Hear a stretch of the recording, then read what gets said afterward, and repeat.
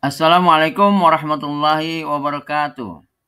Selamat berjumpa kembali di channel YouTube kami. Salam sehat, salam sejahtera dan bahagia untuk Anda semua dimanapun Anda berada.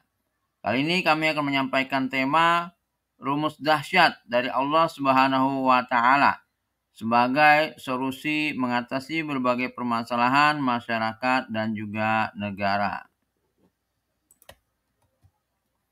Negeri kita didera berbagai macam permasalahan, diantaranya hutang negara terus bertambah ribuan triliun, korupsi merajalela di berbagai instansi, polusi udara, pencemaran lingkungan, sampah yang menggunung dan bertebaran di berbagai tempat, kebakaran hutan dan lahan, pajak semakin banyak dan tinggi, kemacetan, angka kemiskinan yang tinggi, pengangguran yang banyak, semakin banyaknya kejahatan di semua lapisan masyarakat.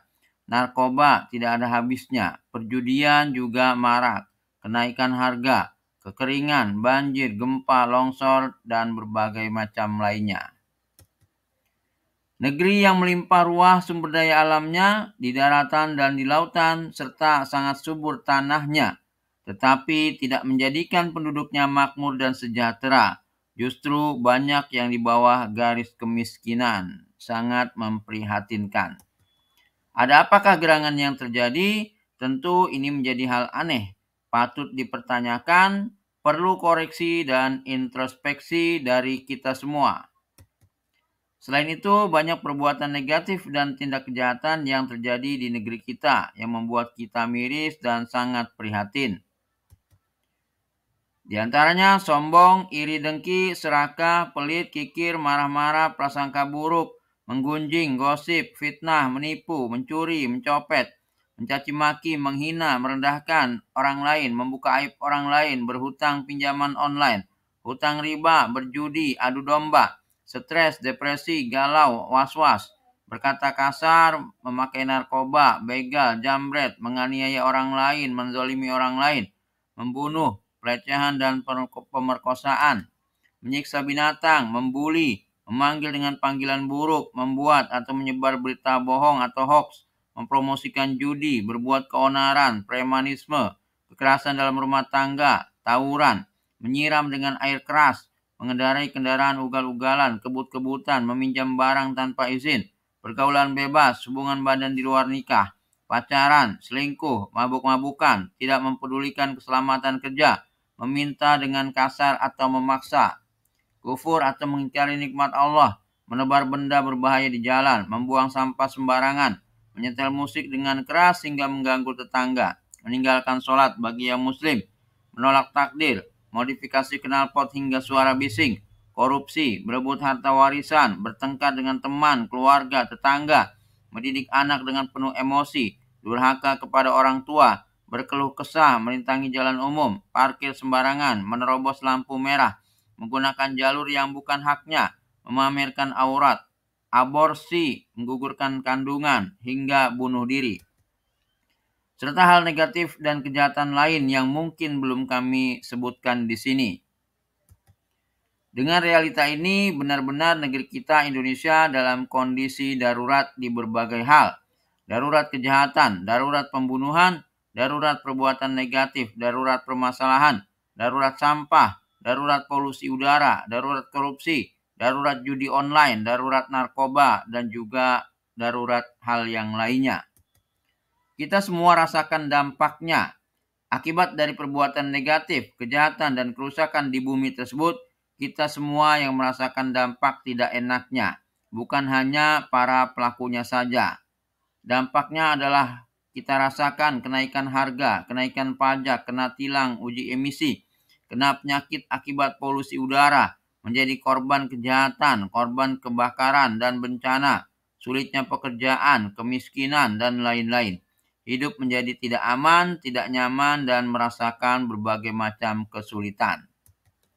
Seperti halnya jika ada satu orang yang melubangi kapal yang sedang berlayar, apabila tidak ada yang mencegahnya, maka semua penumpang kapal akan tenggelam. Sekalipun 99% penumpang kapal itu semuanya orang baik. Jadi kalau ingin selamat dari berbagai bencana dan kesulitan tersebut, tidak cukup hanya jadi orang baik, tetapi juga mengajak orang lain untuk berbuat baik dan mencegah orang berbuat keburukan atau kejahatan. Bagaimana cara mengatasinya atau meminimalisir ini semua? Terutama sebagai muslim tentu kita merujuk kepada panduan hidup bagi muslim dan mukmin, yaitu Al-Quran dan hadis Nabi Shallallahu Alaihi Wasallam. Firman Allah pertama, Quran Surat Ar-Rum ayat 41, yang artinya, telah nampak kerusakan di darat dan di laut disebabkan karena perbuatan tangan manusia, supaya Allah merasakan kepada mereka sebahagian dari akibat perbuatan mereka, agar mereka kembali ke jalan yang benar, jalan Allah Subhanahu wa Ta'ala. Jelas dari ayat tersebut bahwa kerusakan di darat dan di lautan adalah karena ulah perilaku negatif manusia, seperti polusi udara, pencemaran lingkungan, sampah yang menggunung dan bertebaran, termasuk juga tersebarnya virus. Kemudian mempengaruhi hal-hal lainnya, menyebabkan kenaikan harga pangan, harga BBM, tarif listrik, biaya pajak, denda tilang, resiko penyakit bertambah, dan lain-lain. Akibat buruk dari semua itu akhirnya ditanggung oleh masyarakat juga. Dan seharusnya ini menjadikan kita sadar untuk kembali kepada Allah. Yang menyedihkan adalah kita tetap lupa tidak kembali kepada Allah Subhanahu wa Ta'ala. Firman Allah yang kedua, Quran Surat Al-A'raf ayat 96 yang artinya, jikalau sekiranya penduduk negeri beriman dan bertakwa, pastilah kami akan melimpahkan kepada mereka berkah dari langit dan bumi. Tetapi mereka mendustakan ayat-ayat kami itu, maka kami siksa mereka disebabkan perbuatannya.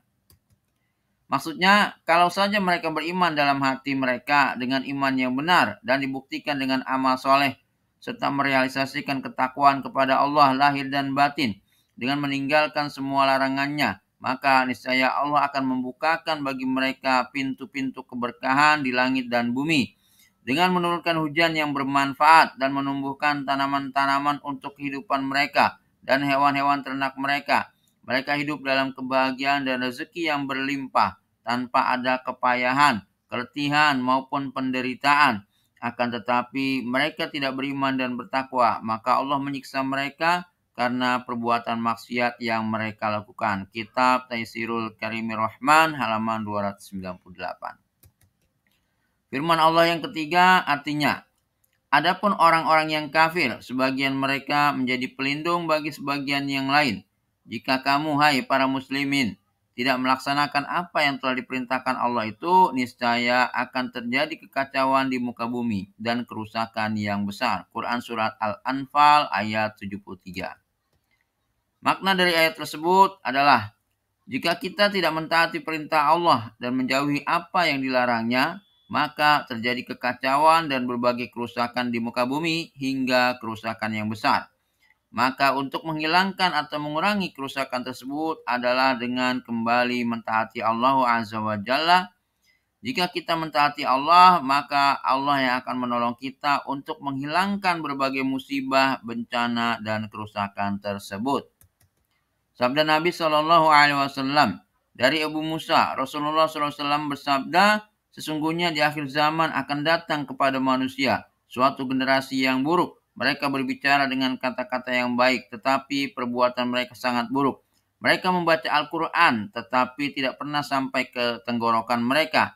Mereka meninggalkan agama secepat anak panah melesat dari busurnya.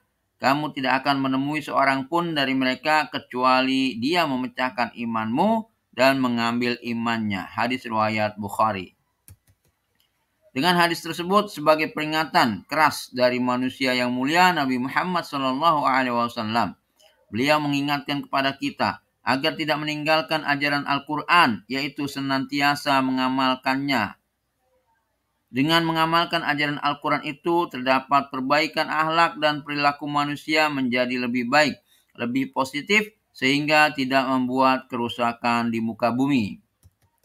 Pendapat ulama, Imam Abul Aliyah Ar-Riyahi berkata, barang siapa yang bermaksiat kepada Allah di muka bumi, maka berarti dia telah berbuat kerusakan padanya.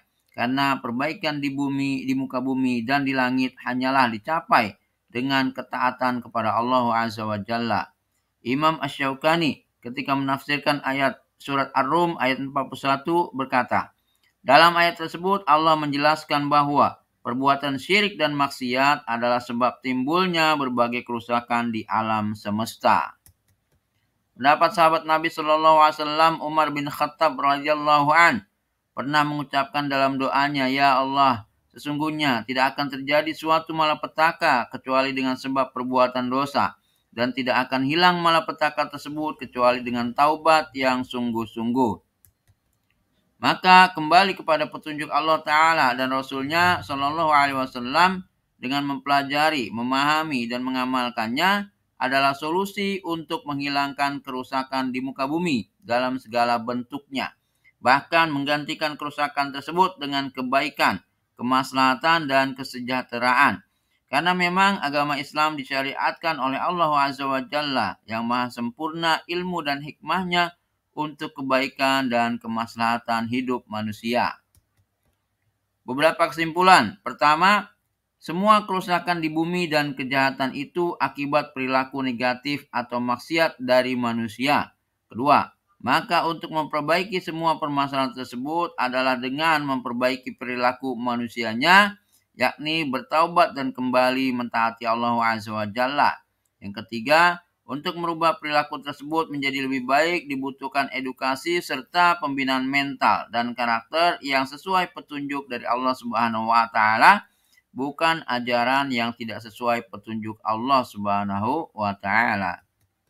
Karena itu kami membuka kelas training untuk memperbaiki mental, karakter, dan kreativitas yang positif dari masyarakat dengan training yang diberi nama Problem Solving Skill berlandaskan 17 karakter Al-Quran. Ilmu keislaman yang begitu luas memang sudah diajarkan oleh para ustadz, para kiai, para habaib, dan para ulama kita. Tetapi kenyataannya, tindakan negatif dan kejahatan terus meningkat setiap bulannya, setiap tahunnya. Ada apa gerangan? Tentu ini harus menjadi koreksi dan introspeksi dari kita semua. Mungkin ada beberapa sebab. Di antaranya, satu, jangkauan audiens dakwah masih lebih sedikit dibandingkan jumlah penduduk. Misal, yang dijangkau oleh para ustadz itu dalam berdakwah baru 50 juta orang audiens. Sementara jumlah penduduk Indonesia 270 juta orang. Maka agar bisa menjangkau lebih banyak audiens, harus semakin banyak jumlah orang yang terjun berdakwah sesuai kemampuannya masing-masing. Dua, kurangnya penekanan pada materi-materi ilmu akhlak dalam hal pendalaman dan penerapannya dalam kehidupan, sehingga audiens baru sebatas mendengar, membaca, menghafal, belum sampai pada pengamalan yang lebih baik. Maka kami memfokuskan pada pendalaman dan pengamalan dari 17 karakter Al-Quran saja. Ini yang perlu lebih ditekankan dalam pengamalannya kepada masyarakat, khususnya umat Islam. Satu ilmu yang diamalkan itu lebih baik daripada 1000 ilmu yang hanya dibaca, hanya didengar, atau hanya dihafal saja. Apa saja 17 karakter dari Al-Quran tersebut? 1. Yakin. 2. Ridho. 3. Taat. 4. Ikhlas. 5. Ihsan. 6. Sabar. 7. Syukur. 8. Sholat khusyuk. 9. Zikir dan doa. 10. Bergantung kepada Allah. 11. Khauf. 12. Taubat nasuha. 13. Niaga dengan Allah. 14. Tawakal. 15. Istiqomah. 16. Cinta kepada Allah. 17. Kebersamaan Allah. Sebenarnya masih banyak lagi karakter-karakter positif yang ada di dalam Al-Quran hingga puluhan. Tetapi untuk mempercepat training ini kami mulai dengan 17 karakter terlebih dahulu. Rumus dahsyat dari Allah Subhanahu wa Ta'ala. 17 karakter dari Al-Quran tersebut adalah rumus dahsyat dari Allah yang seharusnya diamalkan oleh umat Islam. Pada kesempatan ini kami beri contoh sekilas saja. Selebihnya Anda bisa ikuti training kami secara lengkap. Firman Allah surat Al-Anfal ayat 65. Artinya, hai Nabi, kobarkanlah semangat para mukmin untuk berperang. Jika ada 20 orang yang sabar di antaramu, niscaya mereka akan dapat mengalahkan 200 orang musuh. Dan jika ada 100 orang yang sabar di antaramu, niscaya mereka akan dapat mengalahkan 1000 orang kafir. Disebabkan orang-orang kafir itu kaum yang tidak mengerti. Dengan ayat itu, dengan sabar, 20 orang bisa mengalahkan 200 orang, 100 orang bisa mengalahkan 1000 orang, 1:10. Ini bukan rumus dari profesor manapun, dari dokter manapun, tetapi rumus langsung dari Allah Subhanahu wa Ta'ala, Pencipta, pengendali, pengatur alam semesta. Dalam kenyataan sejarah, 1. Perang Badar. Pasukan muslim hanya 300-an orang, bisa mengalahkan 1000 orang, 1:3. Perang Ghazwah. Pasukan muslim hanya 3000 orang, bisa mengalahkan musuh 200.000 orang, 1:70. 3. Perang Talut melawan Jalut. Pasukan 300 orang mengalahkan 100.000 orang, 1:330. Allah Subhanahu wa Ta'ala yang Maha Hebat dan Maha Dahsyat, bisa berbuat apa saja sesuai keinginannya, dan kita di dunia ini hanyalah untuk menjalankan keinginannya. Firman Allah, orang-orang yang meyakini bahwa mereka akan menemui Allah berkata, berapa banyak terjadi golongan yang sedikit dapat mengalahkan golongan yang banyak dengan izin Allah, dan Allah beserta orang-orang yang sabar. Quran Surat Al-Baqarah 249. Tatkala Jalut dan tentaranya telah nampak oleh mereka, yaitu Talut dan tentaranya, berdoa, ya Tuhan kami, curahkanlah kesabaran atas diri kami, dan kokohkanlah pendirian kami, dan tolonglah kami terhadap orang-orang kafir. Quran Surat Al-Baqarah 250. Meminta sabar meraih kemenangan. Di ayat Al-Baqarah 250 tersebut, pasukan Talut yang hanya 300-an orang akan melawan pasukan Jalut yang berjumlah 100.000 orang. Mereka berdoa kepada Allah meminta dianugerahkan sabar. Dan akhirnya pasukan Talut dapat mengalahkan pasukan Jalut yang jumlahnya jauh lebih banyak. Kuncinya adalah sabar. Kesimpulan, karakter sabar adalah sebuah perilaku yang sangat luar biasa, kekuatan dahsyat, ajaib, dan mengagumkan. Rumus ini langsung dari Allah Subhanahu wa Ta'ala, bukan dari profesor manapun. Satu karakter saja sudah begitu dahsyatnya, bagaimana lagi dengan 16 karakter yang lainnya? Masya Allah, pastinya sangat luar biasa. Jika umat Islam di zaman ini bisa mempraktekkan sabar dengan baik dan kokoh, maka ini bisa membuat bangsa kita lebih maju atau jauh lebih baik, karena datangnya pertolongan Allah dengan perilaku sabar tersebut. Allah bisa menolong kita dalam hal apapun, bukan hanya tentang kekuatan pasukan perang, tetapi bisa juga dalam hal kekuatan ekonomi, kekuatan teknologi, kekuatan sumber daya alam, kekuatan mental dan fisik, dan bermanfaat bagi kemajuan di dalam berbagai bidang. Pertanyaan dan PR-nya adalah, sabar yang seperti apa yang dapat mendatangkan pertolongan Allah, dan bagaimana cara mengamalkannya? Pemahaman dan pengamalan inilah yang selama ini belum diberikan penekanan kepada para jamaah dan juga masyarakat, khususnya umat Islam. Dan tentu sabar ini tidak bisa berdiri sendiri tanpa memahami 16 karakter yang lainnya. Jadi 17 karakter ini adalah satu kesatuan yang harus dipahami secara bersama-sama. Untuk dapat memahami sabar agar lebih baik beserta 16 karakter lainnya, dan tentu bertujuan untuk pengamalan atau dipraktekkan, bukan sekedar teori, bukan sekedar wacana saja. Silakan ikuti training yang kami selenggarakan. Yang kedua, pembinaan kreativitas positif dengan media sosial. Selain pembinaan mental dan karakter dengan 17 karakter Al-Quran, kami juga berikan pembinaan kreativitas yang positif dan bermanfaat. Pembinaan kreativitas dengan memanfaatkan media sosial. Mengapa pembinaan penggunaan media sosial ini menjadi bagian penting juga? Pertama, media sosial sangat lekat dengan manusia di zaman milenial ini. Setiap orang menggunakan media sosial dimanapun berada, mulai anak-anak sampai orang tua. Yang kedua, media sosial bisa memberikan dampak negatif juga apabila tidak diarahkan kepada hal yang positif dan bermanfaat, seperti banyaknya gosip, caci maki, pornografi, pamer kemewahan, dan hal negatif lain yang banyak bertebaran di media sosial. Tentu sulit jika harus meninggalkan media sosial atau menyuruh orang tidak menggunakan smartphone di zaman ini. Yang bisa kita lakukan adalah memberikan pembinaan, pengarahan agar menggunakan media sosial untuk hal-hal yang positif, produktif, dan bermanfaat. Tentu dibekali dengan pembinaan mental yang sudah kami sampaikan sebelumnya. Banyak orang melakukan kejahatan karena kurangnya kreativitas yang positif, sehingga jalan yang dipilih adalah yang negatif atau tindak kejahatan. Jadi jelas, pembinaan penggunaan media sosial untuk hal yang positif dan bermanfaat ini juga menjadi bagian penting dalam kegiatan edukasi kami kepada masyarakat. Mari teman-teman ikuti training kami yang bertema Problem Solving Skill. Ajak serta keluarga Anda, saudara Anda, tetangga Anda, teman sekolah dan teman kuliah Anda, teman kerja Anda.